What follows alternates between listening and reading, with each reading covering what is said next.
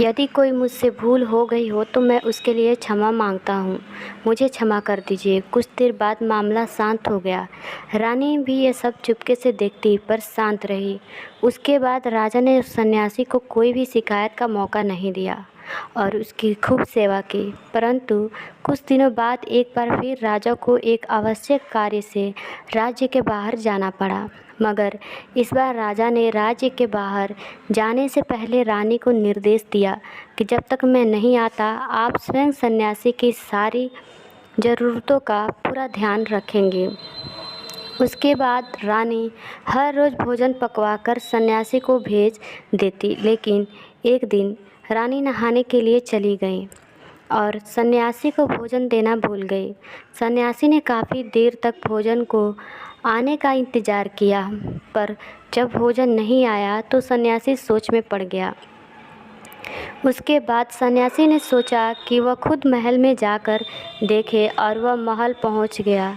वहां जाकर उसकी नज़र रानी पर पड़ी और वह रानी के रूप को देखकर चकित रह गया।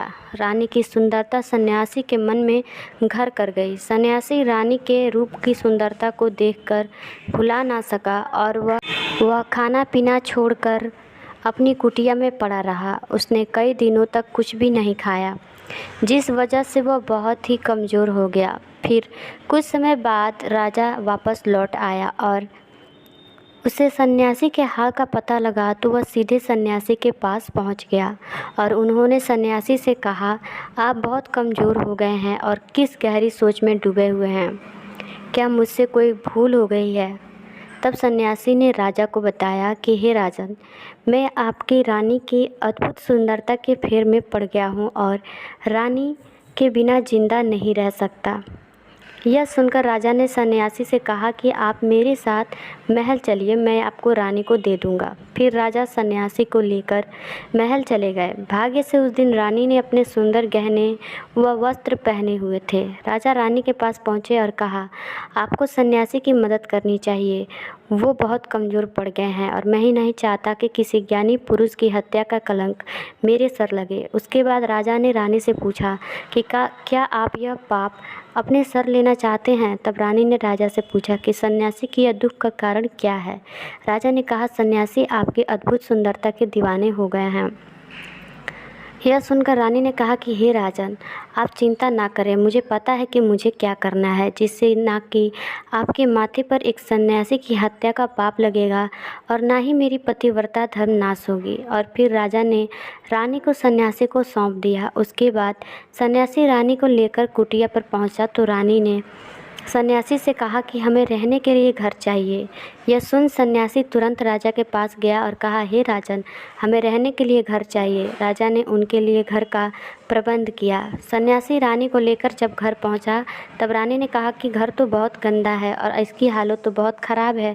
सन्यासी फिर राजा के पास पहुंचा और कहा, आपने जो घर मुझे दिया है वह घर की हालत तो बहुत ही ख़राब है। तब राजा ने उस घर की हालत ठीक करवा दी।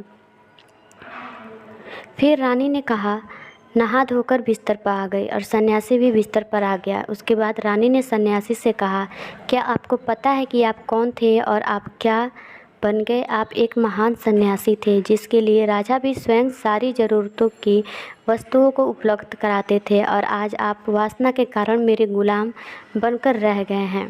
यह सुनकर सन्यासी को महसूस हुआ कि वह तो एक सन्यासी है जो अपनी सारी सुख सुविधाओं को छोड़कर शांति की तलाश में जंगलों में चले गए थे। सन्यासी ज़ोर ज़ोर से चिल्लाने लगा और रानी से कहा, क्षमा कीजिए, मैं अभी आपको राजा को सौंप के आता हूँ। तब रानी ने प्रश्न किया, महाराज, जब उस दिन आपको भोजन नहीं मिला तो आप बहुत क्रोधित हो गए थे। मैंने आपका यह रूप पहली बार देखा था, तभी से मैंने आपके व्यवहार में परिवर्तन महसूस किया। तब सन्यासी ने रानी को समझाया कि जब मैं जंगल में था तो मुझे समय पर भोजन भी नहीं मिला करता था, पर महल में आने के बाद मुझे सुविधाएं मिली।